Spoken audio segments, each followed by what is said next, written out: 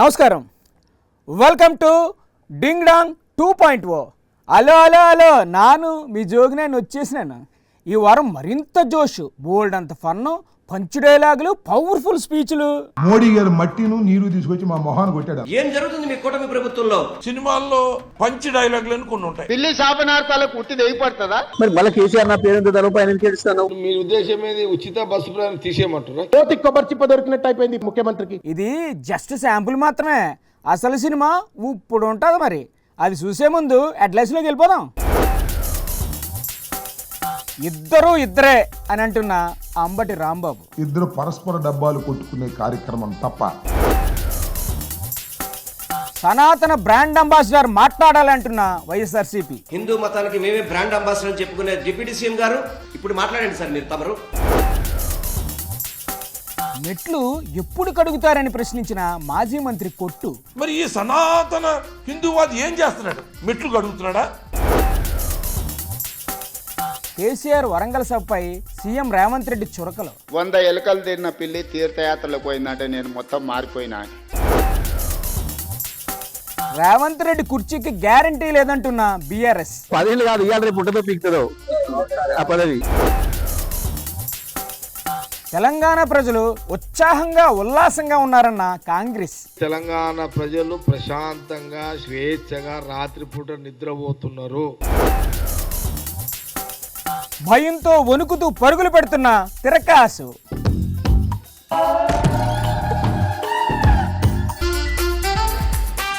ఏ రోటుకాడ ఆ పాట అందుకోవడంలో చంద్రబాబును మించిన వాళ్ళు లేరని అంటున్నారు అంబటి రాంబాబు గారు. రాజధాని కోసం ఇంత మట్టి నీళ్లు తెచ్చి మా మహాను కొట్టాడని ప్రధానమంత్రిని తిట్టి నోటితోనే ఇప్పుడు ఆయనకు ఫుల్గా గ్యాస్ కొడుతున్నారు అన్నారు. నమస్తే సార్. అమరావతి సభ ఎలా జరిగింది సార్? పరస్పరం కొట్టుకున్నారు డబ్బా. ఓవులు కొట్టారు, ఓవులు కొట్టారు. చంద్రబాబు నాయుడు గారిని ఆయన కొట్టాడు డబ్బా. ఈయనకి ఎవరు కొట్టారు డబ్బా? చంద్రబాబు నాయుడు గారేమో ఈయన కొట్టాడు డబ్బా. ఇద్దరు పోటీలు పడి కొట్టుకున్నారన్నమాట డబ్బాలు. ఇద్దరు పరస్పర డబ్బాలు కొట్టుకునే కార్యక్రమం తప్ప. అలా అంటారేంటి సార్? అది రాజధాని పునర్నిర్మాణ కార్యక్రమం అంట కదా.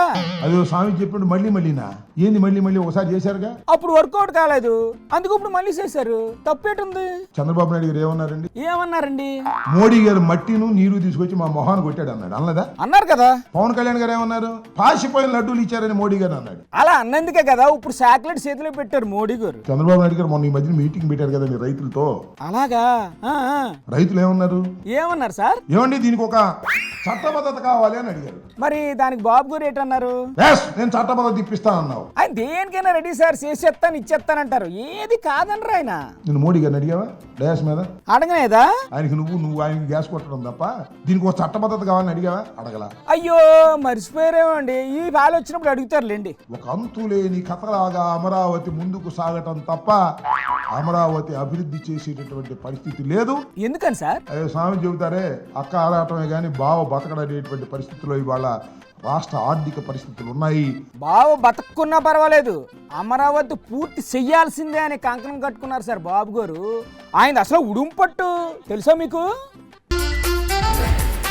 అవసరం లేనప్పుడు పరిగెత్తుకొచ్చేసి తెగ హడావడి చేసిన డిప్యూటీ సీఎం గారు ఇప్పుడు సింహాసనంలో అంత పెద్ద ప్రమాదం జరిగితే ఎందుకు బెల్లం కొట్టిన రాయిలాగా సైలెంట్గా ఉన్నారు? కమాన్ రండి, నోరు తెరిచి మాట్లాడండి, క్షమాపణ చెప్పండి అని డిమాండ్ చేస్తున్నారు వైసీపీ నాయకులు. అదిగో అక్కడ వెల్లంపల్లి శ్రీనివాస్ గారు ఉన్నారు. సార్ నమస్తే సార్, చెప్పండి సార్. గోదావరి పుష్కరాల్లో దాదాపుగా సుమారుగా 29 మంది పబ్లిసిటీ పిచ్చి కోసం చనిపోయడం చూసాం. అది భక్తులు తప్పే అని అప్పుడే తేల్చేశారుగా. ఎప్పుడైనా తిరుపతి చరిత్రలో 6 చనిపోయిన పరిస్థితి చూసామా? దాని మీద ఒక కమిటీ వేశారు కదా సార్. సింహాచలం దేవాలయంలో ఎందుకు ఏర్పాట్లు చేయలేదు? పెద్ద గోడ కట్టారు కదా, ఇంకేం ఏర్పాటు చేయమంటారు? 4 రోజుల్లో గోడ నిర్మించారంట. మంత్రుల కమిటీ వచ్చి ఏర్పాట్లన్నీ పర్యవేక్షించారంట. రివ్యూ మీటింగ్ కూడా పెట్టారంట సార్. ఇంకేంటి చేయమంటారు? రివ్యూ మీటింగ్ ఒకసారి జరిగింది. మీటింగ్ పెట్టి ఏడ్ చేశారు. ఆ మీటింగ్ లో ఎమ్మెల్యేలు నాకు టికెట్లన్నీ, మీకు టికెట్లన్నీ, మాకు పాసులన్నీ, మాకు గౌరవం లేదని చెప్పని సాక్షాత్తు అక్కడ ఎమ్మెల్యే బండారు సత్యనారాయణ గారు మాట్లాడారు ఆల్రెడీ. అంటే భక్తుల సౌకర్యాల కోసం ఏమీ చర్చించలేదా? నేను గౌరవ డిప్యూటీ సీఎం గారికి మీ ద్వారా కోరుకుంటున్నాను. అయినా మధ్యలో డిప్యూటీ సీఎం ఎందుకు లాగుతారు సార్? ఆయన దీని మీద అస్సలు మాట్లాడరు. జరగని అపచారానికి మీరు దీక్షలు చేశారు. అప్పుడంటే ఏదో జోష్లో చేశారు. టీటీడీలో 6 చనిపోయారు. అవును, దానికి ఆయన అప్పుడే క్షమాపణ చెప్పారు కదా. సింహాచలంలో ఇప్పటికి 7 చనిపోయారు. అవును, అయితే ఆయన్నే చేయమంటారు దీనికి. ఇప్పుడు చేయాలి మీరు దీక్షలు, చేస్తారు, మాట మాటికి అదే పని ఆయనకి. ఇప్పుడు చేయాలి మీరు సంప్రోక్షణలు. చెయ్యరు సార్, చెయ్యరంటే చెయ్యరు. ఇప్పుడు చేయాలి, హిందువులకి క్షమాపణ చెప్పాలి, ఇప్పుడు చెప్పాలి మీరు. క్షమాపణ కూడా చెప్పరండి. ఏంటి సార్ మీరు బలవంతం చేస్తారు ఆయన్ని? హిందూ మతానికి మేమే బ్రాండ్ అంబాసిడర్ చెప్పుకునే డిప్యూటీ సీఎం గారు ఇప్పుడు మాట్లాడండి సార్ మీరు తమరు. ఏటి మాట్లాడమంటారు? కడుపు సించుకుంటే కాళ్ళ మీద పడుతుంది. ఆయన నోరిప్పితే కూటమి ఇరకాటంలో పడుతుంది. అందుకే ఏం జరుగుతుంది మీ కూటమి ప్రభుత్వంలో? ఆయనకేంటి తెలుసు? లోకేష్ గోని వెళ్ళి అడగండి. ఇంతకంటే అన్యాయం ఎక్కడ జరుగుతుందా? ఇక్కడ తప్ప ఇంకెక్కడా జరగదు సార్. పుష్కరాల్లో మనుషులు చనిపోవడం, ముక్కోట ఏకాదశికి మనుషులు చనిపోవడం, అదే విధంగా ఈ రోజు చంద్రోత్సవానికి మనుషులు చనిపోవడం, భక్తులు చనిపోవడం, ఏంటండి ఇది? ఇంకా నయ్యం, వీటన్నింటికి మీ ప్రభుత్వమే కారణం అనలేదు. అక్కడ సంతోషించండి. చంద్రబాబు నాయుడు గారు, డిప్యూటీ సీఎం గారు, కూటమి ప్రభుత్వంలో నాయకులందరూ కూడా చెప్తున్నా నేను. ఏం చెప్తారు చెప్పండి. ఇప్పుడు మీరు సంప్రోక్షాలు చేయండి. వాళ్ళందరూ చెయ్యాలా? డిప్యూటీ సీఎం గారు ఒక్కరు చేస్తే సరిపోదా?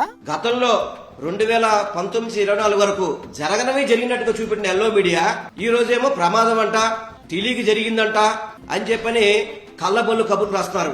ఎంకి పెళ్లి సుబ్బి చావుకు వచ్చినట్టు కూటమి ప్రభుత్వంలో జరిగే దారుణాలను కవర్ చెయ్యలేక ఎల్లో మీడియా కింద మీద పడిపోతుంది సార్ పాపం. ఇవన్నీ దేవుడు గమనిస్తుంటాడు. ఏండి, ఎల్లో మీడియాకు బాబు గోరే దేవుడు. ఆయన ఆశీస్సులు ఉన్నంతకాలం వాళ్ళు ఎలా సందమామ కథలు, కాకమ్మ కబుర్లు రాస్తూనే ఉంటారు, చెబుతూనే ఉంటారు. అదిగో అక్కడ మాజీ మంత్రి కొట్టు సత్యనారాయణ గారు ఉన్నారు. ఆయన ఏంటి చెప్తారు ఏందో. నమస్కారం సార్. సాక్షాత్తు ఈ రాష్ట్ర ఉప ముఖ్యమంత్రి గారు అందరూ ఆయన మీదే పడతారేంటి సార్? సింహాసనంలో గోడ కూలితే ఆయన ఏంటి చేస్తారు చెప్పండి? సినిమాల్లో పంచి డైలాగులు కొన్ని ఉంటాయి. అవును సార్, ఉప ముఖ్యమంత్రి గారు సినిమాల్లో కూడా మంచి మంచి పంచి డైలాగులు ఉన్నాయి. అయ్యో వాడుతుంటారు ఆయన. ఈయన ప్రతిదాన్ని ఒక పంచి డైలాగ్ కింద చెప్పడం అలవాటు చేసుకోవడం తప్ప, సినిమాల్లోంచి వచ్చారు కాబట్టి సినిమా డైలాగులు చెప్తారు. తప్పేటుందండి అందులో? మరి ఈ సనాతన హిందూవాది ఏం చేస్తున్నాడు? ఇప్పుడు ఆయనతో మీకు పని ఏంటి సార్? మెట్లు కడుగుతున్నాడా? ఎప్పుడు అదే పనిగా మెట్లు కడుగుతూ కూర్చుంటారు ఏంటి సార్? ఇంకేం పనే ఉండదు ఆయనకి? ఏ ఆలయంలో మెట్లు కడుగుతాడు ఇప్పుడు? అప్పుడు ఏదో ఓ పాలి మెట్లు కడిగినందుకు అలా టార్చర్ చేస్తారండి సార్ ఆయన పాపం. 7 మంది చనిపోయారు. అవును, ఆ విషయం ఆయనకి తెలుసు. ఈ నెల్లి ఏం మెట్లు కడుగుతున్నాడు ఇప్పుడు వెళ్ళి? మెట్లు కడిగే వరకు వదిలిపెట్టాలని లేరండి బాబు మీరు. అయినా మీరు ఎంత గింజుకున్నా ఆయన మెట్లు కడగరు, క్షమాపణ చెప్పరు, సంప్రోక్షణ చెయ్యరు. ఏం చేసుకుంటారు చేసుకోండి. మంత్రాలకు చింతకాయలు రాలుతాయా, పిల్లి శాపాలకు ఉట్టి తెగుతుందా అని కేసీఆర్ మీద సామెతలు ప్రయోగిస్తున్నారు ముఖ్యమంత్రి రేవంత్ రెడ్డి గారు. అయ్యగారి సంపాదన అంతా అమ్మగారు మేకప్కే సరిపోయింది అన్నట్టు నెల నెలా వచ్చే ఆదాయంతో ప్రభుత్వాన్ని నడపడం మహా కష్టంగా ఉందని ఆవేదన వ్యక్తం చేశారు పాపం. నమస్తే సార్, ఏంటి సార్ విశేషాలు? ఫామ్ హౌస్ లో ఉన్న పెద్ద ఆయన చెప్తున్న 10 సంవత్సరాలు మేమే పరిపాలన చేస్తాం. 10 సంవత్సరాలు మీరే పరిపాలన చేస్తే మరి కేసీఆర్ సార్ ఏం చెయ్యాలంట? 10 సంవత్సరాలు నువ్వు ఫామ్ హౌస్ లో ఉంటావు. ఆ తర్వాత 10 సంవత్సరాల తర్వాత శాశ్వతంగా అక్కడనే నీ చరిత్ర సమాధి అయిపోతుంది అని చెప్పి నేను స్పష్టంగా చెప్పదలుచుకున్నా. ఏంటి సార్ మీరు అలా అంటారు? కేసీఆర్ గారు కొట్లాడకపోతే తెలంగాణ వచ్చేది ఏంటి చెప్పండి? కొట్లాడి తెచ్చుకున్న తెలంగాణ కోతుల గుంపు కప్పచెప్పినట్టయింది మొదటి 10 సంవత్సరాలు. అంటే బీఆర్ఎస్ కోతుల గుంపా? తాను చెడ్డ కోతి వనమల్ల చెడిచే అని సామెతలు సరే కానీ సార్, మొన్న వరంగల్ సభలో కేసీఆర్ గారు ఏమన్నారు విన్నారు కదా? కాంగ్రెస్ విలన్ అంటాడు. మరి మీరేటంటారు? నాకు నిజంగా ఆశ్చర్యం కలిగింది. ఆశ్చర్యం సరే, ఆయన అన్న మాటలకు మీ రియాక్షన్ ఏంటో చెప్పండి సార్. మేము తెలంగాణ ఇస్తే 10 ఏళ్ళు నువ్వు తెలంగాణ ముఖ్యమంత్రి అయి దోసుకొని కాంగ్రెస్ ఇచ్చిన తెలంగాణలో నువ్వు లబ్ధి పొందినందుకు కాంగ్రెస్ విలన్ అయిందా? కాంగ్రెస్ అధికారంలోకి వచ్చాక తెలంగాణ ఆగమైందంట సార్. ఆగమైందంటూ ఏం ఆగమైంది? నీ కుటుంబం ఆగమైందేమో. వాళ్ళ కుటుంబం ఎందుకు ఆగమవుతుంది సార్? ఇంకో 10 ఏళ్ళు దోసుకుందాం అనేది మా అర్థాంతరంగా ఆగిపోతే ఆగమైతుంది ఖచ్చితంగా. మళ్ళీ అధికారంలోకి వచ్చేది మేమే అంటున్నారు సార్ వాళ్ళు. పిల్లి శాపనార్థాలకు ఉట్టి తెగిపడుతుందా? తెగదు. లేకపోతే సిద్ధశెట్టి కింద కూర్చొని ఎవడైనా మంత్రాలు చదివితే సితకాయలు రాలుతాయా? రాలవు. ఆయన కథ గట్లనే ఉంది. ఏమనంటే సామెతలు చెప్తారు. మిమ్మల్ని చూసి బీఆర్ఎస్ వాళ్ళు కూడా సామెతలు నేర్చుకొస్తున్నారు. సరిపోయారు ఇద్దరు. ఇవన్నీ చూసినాక ఓ పెద్ద మనిషిని ఏదో మాట్లాడుతుంటే చెప్పాడు. ఏడు చెప్పినాడు సార్ ఆ పెద్ద మనిషి? 100 ఎలుకలు తిరిగిన పిల్లి తీర్థయాత్రలకు పోయిందంటే నేను మొత్తం మారిపోయినా అని. వరంగల్ సభ గట్లుంది. ఏడు సార్ ఇవాళ సామెతలు తెగ చెప్పేస్తున్నారు. కానీ ఒక్కటి మాత్రం నాకు అర్థమైంది, నా పేరు తీసుకొని కూడా ధైర్యం రాలే. అసలు మీ పేరు ఎత్తలేదా? మొత్తం ప్రసంగం మీరు గమనించండి, ఎక్కడైనా పేరైనా తీసుకున్నాడా? ఎందుకని సార్? మీకు అందరికీ తెలుసు, ఏదైనా ఒక మాట చెబితే 100% అమలు చేస్తాను నేను. ఎవరు మీరా? ఓహో, ఎక్కడ కూడా ఇంతవరకు ఈ మాట ఇచ్చిండు ఇది చెయ్యలేదు అని నా శత్రువులు కూడా నా మీద ఆరోపణ చెయ్యలేదు. అసలు మీరు ఏమీ చెయ్యట్లేదని బీఆర్ఎస్ నాయకులు రోజు ఆరోపణలు చేస్తూనే ఉన్నారు కదా సార్. ఇచ్చిన హామీలు ఎప్పుడు అమలు చేస్తారని నిలదీస్తున్నారు వాళ్ళు. కొంచెం ఆరోగ్యం బాగాలేనప్పుడు చికెన్ మటన్ తినొద్దు, నూనె వస్తువులు తినొద్దు అంటారు కదా. అవును సార్, మసాలా ఫుడ్ కూడా తినొద్దు అంటారు. అయినా సడన్ గా డైట్ మీద ప్లేట్ మార్చారండి సార్. రాష్ట్ర ఆర్థిక వ్యవస్థ కూడా ఆరోగ్యం బాగలేదు. అయ్యో, మరి ఎలా సార్? ఏం చేద్దామంటారు ఇప్పుడు? అందుకే మనం వెజిటేరియన్ పండ్లు ఫలాలు కూరగాయలు తిని కొంతకాలం కొంత జాగ్రత్తగా ముందుకెళ్ళాలి. ఆల్రెడీ చాలా మంది ఇప్పుడు కూరగాయలతో నెట్టుకొచ్చేస్తున్నారు సార్. మీరు మా కార్మిక సోదరులు, మీరు మా కుటుంబ సభ్యులు, మీరు కొట్లాడితేనే తెలంగాణ రాష్ట్రం వచ్చింది, మీరు మద్దతు ఇస్తేనే ఈ ప్రభుత్వం ఏర్పడ్డది. మరి ఇప్పుడు వాళ్ళకి ఏమైనా చెయ్యండి సార్. ఇప్పుడు నాకు ప్రతి నెల వస్తున్న ఆదాయం 18,500 కోట్ల రూపాయలు. ఆ, ఈ 18,500 కోట్ల రూపాయలు మీ చేతుల్నే పెడతా. బ్యాంకులకు కట్టుండి నా ఉద్యోగస్తులకు ఇచ్చే జీతాలు వాళ్ళకి ఇయ్యండి, రిటైర్ అయిన వాళ్ళకి పెన్షన్ ఇయ్యండి, మిగతాది ఏడ ఖర్చు పెట్టమంటారో మీరే చెప్పండి. వాళ్ళు మీకు చెప్పాలా? మీరు ఏదో చేస్తారని ఆశతో వస్తే మీ సమస్యలన్నీ వాళ్ళకి చెప్తారండి సార్ బాబు. మీరు ఎట్లా చెప్తే గట్లనే రాష్ట్ర ప్రభుత్వాన్ని నడపడానికి నేను సిద్ధంగా ఉన్నా. ఇలా వాళ్ళని అడ్డంగా బుక్స్ ఎత్తే ఇంకేం మాట్లాడతారండి వాళ్ళు. సీఎం రేవంత్ రెడ్డి గారి పేరు ఆ పార్టీ నాయకులకే గుర్తుండదు, కేసీఆర్కి ఏం గుర్తుంటుంది అని అంటున్నారు బీఆర్ఎస్ మాజీ మంత్రి జగదీష్ రెడ్డి గారు. ఆయన పదవికే గ్యారంటీ లేదు, ఆ కుర్చీని రేపో ఎల్లుండో లాగేసుకుంటారు అని జోస్యం చెప్పారు. నమస్కారం సార్. కేసీఆర్ గారు తన పేరు ఎత్తే ధైర్యం చేయలేదు అన్నారు రేవంత్ రెడ్డి. మరి దాన్ని మీరేమంటారు సార్? ఇక్కడ రేవంత్ రెడ్డి సమస్య కాదు మాకు. ఎందుకు కాదు? ఆయన ముఖ్యమంత్రి సార్. తాత్కాలికంగా వాళ్ళు ముఖ్యమంత్రిని పెట్టుకున్నారు, ఆయన ఎప్పుడుకుంటాడని ఏం లేదు. ఎవ్వులైనా తాత్కాలికమే సార్. ఆ కుర్చీ మీద బంక పూసుకొని పర్మనెంట్ గా ఏమైనా కూర్చుంటారా ఏంటి? కానీ పాపం ఆయనకుంది బాధ. ఏం బాధ సార్? ఒక్క మాట కేసీఆర్ నోటి నుంచి నా పేరు రాకపోయే అని. మరి కేసీఆర్ గారు ఎందుకని రేవంత్ రెడ్డి గారు పేరు పలకలేదు సార్? కేసీఆర్ దానికి ఎందుకు నీ పేరు? ఆ, మీ పార్టీ ఎమ్మెల్యేలు మంత్రులు మామూలు సాధారణమైన వాళ్ళే గుర్తించే పరిస్థితులు లేరు. ఎందుకని సార్? ఎక్కడ గుర్తుపెట్టుకుంటారు? ఎందుకు గుర్తు పెట్టుకోరు సార్? ఏదైనా ఒకటి గుర్తుపెట్టుకునే పని చేస్తే గుర్తుపెట్టుకుంటారు. అంటే ఆయన ఏమీ చేయడం లేదా? పెట్టుకుంటారు. ఎవరు పెట్టుకుంటారు? ఎవరు గుర్తు పెట్టుకుంటారు? లగచర్ల బాధితులు గుర్తుపెట్టుకుంటారు, మీ హైదరాబాద్ బాధితులు గుర్తుపెట్టుకుంటారు, మీ మూసి బాధితులు గుర్తుపెట్టుకుంటారు. అదంతా సరే గాని కేసీఆర్ పని అయిపోయిందని అంటున్నారండి రేవంత్ రెడ్డి గారు. మీరు అన్నారా? లేడు కేసీఆర్ అయిపోయింది, కేసీఆర్ పనికి అర్థం చేసిన అనంటుంది కదా. మరి మళ్ళీ కేసీఆర్ నా పేరు తరపు ఆయన కేడుస్తాను. వచ్చే 10 ఏళ్ళు కూడా అధికారం ఆల్దేనండి సార్. రాసి పెట్టుకుంటు 10 ఏళ్ళు నీదే అని. అవును, రాసి పెట్టుకుంటాడు. మళ్ళీ మాట్లాడుతున్నావు, మళ్ళీ భయపడుతున్నావు. నిజంగా 10 ఏళ్ళు ఆయనే సీఎం గా ఉంటారా సార్? 10 ఏళ్ళు కాదు, ఇవాళ రేపు ఉంటుందో పీకుతుందో ఆ పదవి. పిల్లి శాపనార్థాలకు ఉట్టి తెగుతుందా, మీరు అనగానే జరిగిపోతుందా అని ఇందాకే రేవంత్ రెడ్డి గారు సామెత చెప్పారు. సరే సార్, మళ్ళీ కలుద్దాం. అద్దం అబద్ధం చెప్పదు. మనందరిలో అద్దాలు ఉంటాయి, అవి మామూలు సైజులో ఉంటాయి. కానీ ముఖ్యమంత్రిలో నిలువెత్తు అద్దం ఉంటుందని ఆయన అర్జెంటుగా అద్దం ముందు నిల్చొని చెక్ చేసుకోవాలని అంటున్నారు బీఆర్ఎస్ ఎమ్మెల్సీ శ్రవణ్ కుమార్ గారు. నమస్కారం సార్. ఏంటి సార్ ఈ అర్థం గొడవ? కుక్కతో ఒక గుండ్రాయి కడితే కూడా సక్కగా కాదన్నట్టుగా మొత్తం చిల్లర రాజకీయాలు మాట్లాడి తన చిల్లరతనాన్ని రేవంత్ రెడ్డి మరొకసారి బయట పెట్టుకున్నాడు. ఆ మాత్రం దానికి ఆశ్చర్యపోతారండి సార్. చిల్లరగా మాట్లాడేవాడిని వదరుబోతు అంటారు రేవంత్ రెడ్డి, మూర్ఖుడు అంటారు రేవంత్ రెడ్డి, అవివేకి అంటారు రేవంత్ రెడ్డి. ఇంకా చాలు సార్, కూర్చోబెట్టి లిస్ట్ మొత్తం చదివేసేలా ఉన్నారు. ఇప్పుడు నిన్ను చూసా 10th క్లాస్ పిల్లలు ఏం నేర్చుకోవాలి చెప్పు? బూతులు నేర్చుకోవాలనా? మధ్యలో 10th క్లాస్ పిల్లలు ఎందుకు వచ్చారు సార్? డాష్ మీద అడిగిన నాతో పాటు వస్తున్న కొలీగ్స్, ఆ డాష్ మీద ఎవరున్నారు రాజరా చూడ్రి అని అంటే ఆ పెద్ద ఆయన పి హనుమంతరావు గారు ఉన్నారు, ఇటు పక్కన బట్టి విక్రమార్క గారు ఉన్నారు, ఆ షట్కర్ గారు కూడా కనబడ్డారు, పొన్నం ప్రభాకర్ గారు కనబడ్డారు. ఇంకా చాలా మంది ఉన్నారు కదా సార్ డయాస్ మీద. మీరన్నా చెప్పండి ఆయనకు. ఎవరికి? సీఎం రేవంత్ రెడ్డికా? ఆయనకి ఎవరు చెప్తారు సార్? హనుమంతన్న మీరన్నా చెప్పండి. హనుమంతన్న మాట ఎవరు వింటారు సార్? ఏ డాష్ మీద ఏం మాట్లాడినో తెలవని సోయిలేని సన్నాసి ముఖ్యమంత్రి అయితే ఈ రాష్ట్రానికి ఆయనకి ఎవరు చెప్తారో ఏంటో తర్వాత విషయం, కానీ మీకెవరు చెప్పాలి సార్ ముఖ్యమంత్రి అలా తిట్టొద్దని? అదే రవీంద్ర భారతి వేదిక మీద టీచర్ అంటున్న పెద్ద మనుషులు స్ట్రెచర్ మీదకి పంపిస్తాను మాట్లాడి, అది మాత్రం తప్పే సార్. 10 సంవత్సరాలు అంటే ఇదే ముఖ్యమంత్రి ఉంటాడట. అవును సార్, 10 ఏళ్ల వరకు మీకు ఛాన్సే లేదండి. మరి ఎలా ఇప్పుడు? బంక కొనుక్కొచ్చుకొని రాసుకున్నావా ఆ కుర్చీకి? ఏమన్నా బంక? కుర్చీకి రాసుకున్న బంక కూడా అమ్ముతారా? ఎక్కడ దొరుకుతుంది సార్ ఆ బంక? జపాన్కి పోయి ఏమైనా బంక తెచ్చుకున్నావా రేవంత్ రెడ్డి? నిజంగా అలాంటి బంక ఉంటుందా సార్? కోతి కొబ్బరి చిప్ప దొరికినట్టు అయిపోయింది ఈ ప్రభుత్వాన్ని ముఖ్యమంత్రికి. ఆయన కూడా సేమ్ ఇలాంటి సామెత ఇందాక చెప్పారు. ఆ చెడ్డ కోతి వనమెల్లా సెరిసిందని. అద్దం ముందు నిలబడండి. మీ ఇంట్లో ఉన్నటువంటి ఒక జూబ్లీహిల్స్ ప్యాలెస్ లో అర్థం ఎందుకు సార్? పెద్ద మిర్రర్ ఉండొచ్చు, నీకంటే పొడుగున్న మిర్రర్ ఉండొచ్చు. ఉంటే ఉండొచ్చు. ఆ అద్దంతో ఏడు చేయమంటారా ఆయన్ని? ఆ మిర్రర్ ముందు నిలబడండి. నిలబడి నేను 6 గ్యారంటీలు పూర్తిగా అమలు చేసినా అని చెప్పని ఆ మిర్రర్ ఇమేజ్ అడిగితే ఆ మిర్రర్ ఇమేజ్ చెప్తుంది నువ్వు చేయలేదు అని చెప్పని. దానికి అద్దం ముందు నిలబడి అడగం ఎందుకండి? ప్రజలను అడిగితే వాళ్ళే చెప్తారు కదా. మెంటల్ దొబ్బిందేమో నాకు అర్థం కాదు ఒక్కసారి. ఇదిగో మీరు ఇలా తిడతారు కాబట్టి వాళ్ళు కూడా అలాగే తిడతారు. సెల్లుకి సెల్లు. 2 లక్షల ఉద్యోగాలు మొట్టమొదటి సంవత్సరంలో నింపుతా అని నింపినావు 2 లక్షల ఉద్యోగాలు, 50,000 ఉద్యోగాలు ఇచ్చామంటున్నారు కదా. నువ్వు ఇచ్చిన ఉన్నటువంటి 50,000 ఉద్యోగాల్లో 40,000 ఉద్యోగాలు కేసీఆర్ గారు సృష్టించిన ఉద్యోగాలే, ఆయన నోటిఫికేషన్లు ఇచ్చిన ఉద్యోగాలే. అవి నీ ఖాతాలు వేసుకొని నేను ఇచ్చిన అని చెప్పానంటే నవ్వాలనా ఏడవాలనా తలకాయకి ఏం గుద్దుకొని కొట్టుకొని చచ్చిపోవాలో చెప్పండి. మీరు అంత టెన్షన్ పడకండి సార్, లైట్ తీసుకోండి. నేను రేవంత్ రెడ్డి గారిని మళ్ళా చెప్తా ఉన్నా, నీ ఇంట్లో ఉన్న అద్దం ముందు నిలబడి. అయ్యో రామా, మళ్ళీ అద్దం అంటారేంటి సార్? ఈ అద్దాల టాపిక్ వదిలేండి కాసేపు. గాడిద పని చేయాలి, గుర్రం పని చేయాలి, కుక్క పని చేయాలి. కానీ రాజకీయాల్లో ఎవరు చెయ్యాల్సిన పని వాళ్ళు చెయ్యరు. అదే మ్యాజిక్. టైము నువ్వు చెప్పినా సరే, నన్ను చెప్పమన్నా సరే, ప్లేస్ నువ్వు చెప్పినా సరే, నన్ను చెప్పమన్నా సరే, ఎప్పుడైనా సరే, ఎక్కడైనా సరే, బావి దగ్గరైనా సరే, చెరువు దగ్గరైనా సరే అని కేసీఆర్కు ఛాలెంజ్ ఇస్తున్నారు కాంగ్రెస్ నాయకులు జగ్గారెడ్డి గారు. నమస్తే సార్.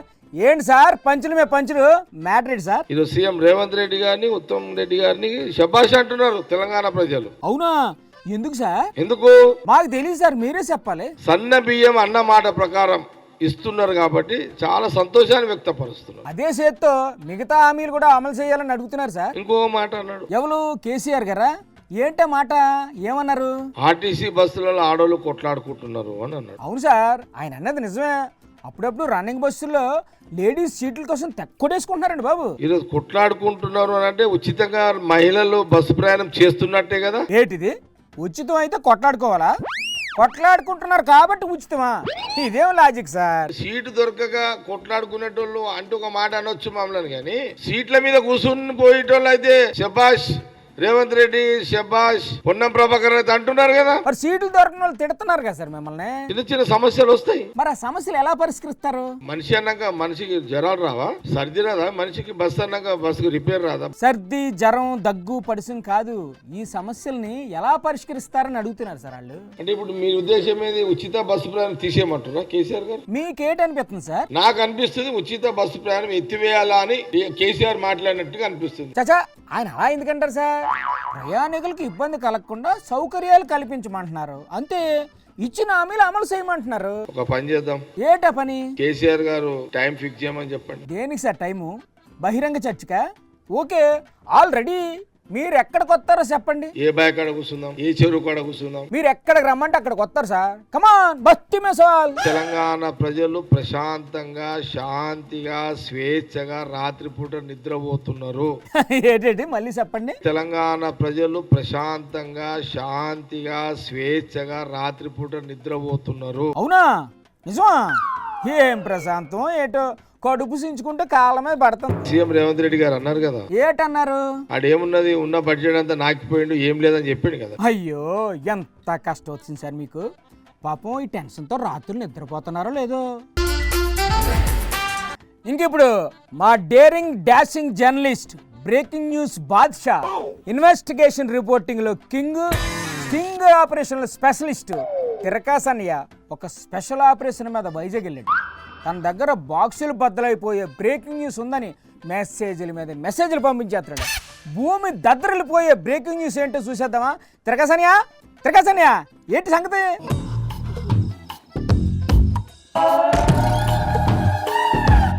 తిరకాసన్నయ్య ఏటా కంగారు? ఏటైంది? ఏం చెప్పమంటావు జోగన్న? మా రిపోర్టర్ల కష్టాలు నీకేం తెలుస్తాయి చెప్పు. ఇక్కడ ఎండో నిలుచుకొని రిపోర్టింగ్ చేయాలంటే ఎంత రిస్కో తెలుసా నీకా? రిస్కా? కొంపది చెప్పు, నువ్వు ఇండియా పాకిస్తాన్ బోర్డర్లోగానే ఉన్నావేంటి? పాకిస్తాన్ బార్డర్ కాదు జోగన్న, ఇది అంతకంటే డేంజర్ ఏరియా లాగా ఉంది. అసలు నీ దగ్గర ఉన్న బ్రేకింగ్ న్యూస్ ఏంటో చెప్పాను ముందు. ఇంతకీ నేను చెప్పొచ్చేది ఏంది అంటే, త్రికాసు ఏటైంది అక్కడ? త్రికాసన్యా ఏటి జరిగింది? దెయ్యాన్ని చూసి జడుచుకున్నట్టు ఎందుకు అలా భయపడిపోతున్నావు? ఎవరున్నారు అక్కడ? ఇదిగో జోగన్న ఒకసారి అటు చూడు. ఇదిగో కెమెరా అన్న, కెమెరా అంటే ఒకసారి అటు తిప్పో, జోగన్న చూస్తాడంట. నాకెవ్వరు కనపట్టలేదన్నయ్య. ఏంది జోగన్న, నీకు అక్కడ ఏమి కనిపించడం లేదా? అసలు ఏమీ కనిపించడం లేదా? నాకు అక్కడ గోడ తప్ప ఏటి కనపట్లేదు. ఆ గోడ గురించే కదంట నా భయం అంతా ఇప్పుడు. ఏటా గోడ మీద బల్లిని కానీ చూసి జడుచుకున్నావు ఏంటి? బల్లి లేదు పిల్లి లేదనా ఆ గోడను చూస్తుంటేనే నాకు వెళ్ళిలోంచి వణుకొచ్చేస్తుంది. ఓర్ని గోడను చూసేదో ఘాట్ జిల్లాను చూసినంత భయపడిపోతున్నావు ఏంటనియా? గోడలు ఎప్పుడు చూడలేదా ఏంటి? పోయిన వారం నేను ఇక్కడే బోండా తిని రూపాయి ఇవ్వబోతే ఆ టీ కొట్టు ఓనరు నన్ను చితగొట్టాడు కదా, గుర్తుందా నీకా? అవునవును గుర్తుంది. అప్పుడు ఇక్కడ ఈ గోడ లేదనా 4-5 రోజుల క్రితమే కట్టినట్టున్నారా? అయితే ఏమైంది? ఆ గోడ పక్కన నిలుచుకొని రిపోర్టింగ్ చేయాలంటే భలే భయంగా ఉంది జోగన్న. నీకంత భయంగా ఉంటే ఆ గోడ కొంచెం పక్కగా వచ్చి చెప్పు. మళ్ళీ ఏటైందనియా? ఇదేందనా ఇక్కడ కూడా ఒక గోడ ఉందా? ఇదిలో ఇల్లుండవా? ఇల్లున్న తర్వాత గోడలు ఉండవా? అది కాదనా, నేను సాయంత్రం టీ తాగడానికి వచ్చినప్పుడు ఇక్కడ ఈ గోడ లేదు, రాత్రికి రాత్రే కట్టినట్టున్నారనా. అదిగో చూడ ఇంకా పచ్చి పచ్చిగానే ఉంది. ఇది ఫ్లై యాష్ ఇటుకలతో కట్టినట్టున్నారని నాకు డౌట్గా ఉంది జోగన్న. ఓరి నాయనా, నువ్వు రిపోర్టర్ అయ్యుండి గోడలో నీడలు చూసి భయపడడం ఏంటనియా? గోడే కదా అని కాల్చి పారేసిన బీడీలాగా అట్ట తీసి పారేస్తావేందనా? మన సింహాచలంలో ఏమైందో తెలుసు కదా నీకా? ఇట్టాగే గోడ పక్కన నిల్చుని భక్తుల మీద గోడ కూలి ఎంత ఘోరం జరిగిపోయింది కదనా. అవును చూశాను. అయితే ఈ గోడలు కూడా అట్టాగే కట్టారేమని నాకు కొద్దిగా భయంగా ఉందనా.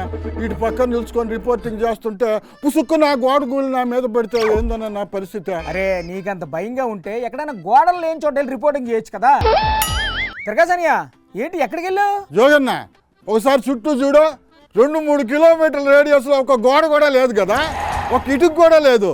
ఇప్పుడు అడగన్నా ఏం అడుగుతావో ఫటాఫట్ అని చెప్పేస్తా. అన్నట్టు ఆ సింహాచలంలో గోడ కూలిపోవడానికి కారణం ఎవరంటానయ్యా? తెలిసిందే కదన్నా, ఎప్పట్లాగే గత ప్రభుత్వమే కారణం అందాం అనుకున్నారు కూటమి వాళ్ళు. మరి అనలేదా? ట్రై చేశారన్న. అసలు ఈ గోడ ఎప్పుడు కట్టారో ఎంక్వైరీ చేస్తాం, దాన్ని బట్టి యాక్షన్ తీసుకుంటాం అని వైసీపీ ప్రభుత్వం మీద నెట్టేద్దాం అని చూశారంటే ఒక మంత్రి గారు.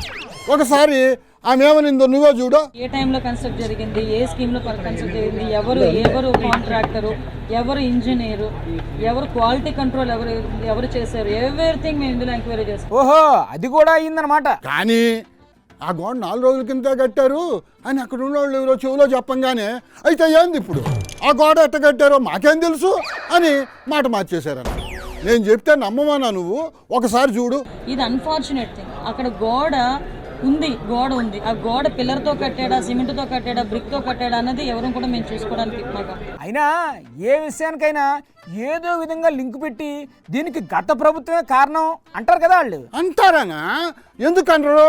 ఆ గోడ కట్టడానికి సిమెంట్ అమ్మిన షాపు ఓనర్ బామ్మర్ది తమ్ముడి వియ్యంకుడి స్నేహితుడి ఇంటి ముందే వైఎస్ఆర్సీపీ సర్పంచ్ వాళ్ళు ఇల్లు ఉందని వీళ్ళందరూ కలిసి కుట్ర చేసి గోడ కూలిపోయేలా కట్టి కూటమి ప్రభుత్వం మీద బురద చల్లాలని చూశారని ఏదో ఒక కథ అల్లాలనుకున్నారు, కానీ వర్కౌట్ కాలేదన్న. అయినా నాకు తెలియగడుగుతాను, గోడ కట్టడంలో కూడా ఇంత కక్కుర్తేటని వాళ్ళకి. దీపం ఉండగానే ఇల్లు చక్క పెట్టుకోవాలి, పిల్లలు లేకుండానే గోడ కట్టేయాలి అనే స్కీమ్ ఫాలో అవుతున్నారన్న వాళ్ళు. ఏడు శాతం భరించాలి. సరే ఇంకేటున్నాయి వార్తలు? జోగన్న అది చూడు ఒకసారి. ఏముంది అక్కడ? అదేందోనా ఏందో ఒకటి నా వైపే కథలతో వస్తుందనా. ఏటది ఏమవుతుంది నీ వైపు? ఏమో అన్నా, దాదాపు 10 ఫీట్లు ఎత్తుంది, 20 ఫీట్లు పొడుగు ఉంది. ఏంటది సరిగ్గా చూడనియా? అన్నా చూస్తుంటే అది కూడా ఏదో గోడలాగే ఉందన్నా, నా వైపే వస్తుంది అది దూసుకొని. ఓరి నాయనా, గోడల భయానికి నువ్వు పోయి ఏరోడ్రేం మధ్యలో నిల్చున్నావు. అదేదో విమానం అయ్యి ఉంటది. విమానం కాదనా, గ్యారంటీగా అది కూడా గోడే. అది ఇటే వస్తుందనో. నువ్వు అర్జెంటుగా ఆఫీస్కి వచ్చేసి దిష్టి తీయించుకొని రెస్ట్ తీసుకో, లేకపోతే ఏ గోడ మీదకో ఎక్కి దూకేసేలా ఉన్నావు. ఇయ్యండి యాట ముచ్చట్లు. మరిన్ని జామ జటకలతో మరో ఎపిసోడ్లో కలుసుకుందాం. అంతవరకు సెలవు మరి. నమస్తే.